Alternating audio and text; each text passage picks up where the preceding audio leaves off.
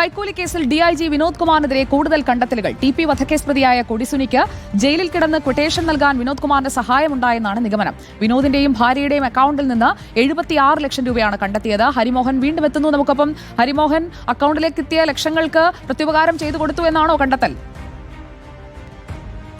സുജയ, തടവുകാർക്ക് പരോളും ഒപ്പം തന്നെ ജയിലിൽ സൌകര്യങ്ങളും ഒരുക്കി കൊടുക്കുന്നതിന് കൈക്കൂലി വാങ്ങിയെന്ന കേസിൽ ഡിഐജി വിനോദ് കുമാറിനെതിരെ കൂടുതൽ ഗുരുതരമായ കണ്ടെത്തലുകളാണ് വിജിലൻസ് നടത്തിക്കൊണ്ടിരിക്കുന്നത്. ടി പി വധക്കേസിലെ പ്രതിയായിട്ടുള്ള കൊടിസുനിക്ക് ജയിലിൽ നിന്ന് കൊട്ടേഷൻ നൽകുന്നതിന് വേണ്ടിയുള്ള ചില ഇടപെടലുകൾ ഡിഐജി വിനോദ് കുമാർ നടത്തിയിട്ടുണ്ട് എന്നുള്ളതാണ് വിജിലൻസിന്റെ കണ്ടെത്തൽ. ജയിലിൽ ഇരുന്നു കൊണ്ട് ഫോണിൽ കൊച്ചിയിലെ ഒരു സംഘത്തിന് കൊട്ടേഷൻ നൽകാനുള്ള എല്ലാ സഹായവും ചെയ്തു നൽകിയത് വിനോദ് കുമാറാണ്.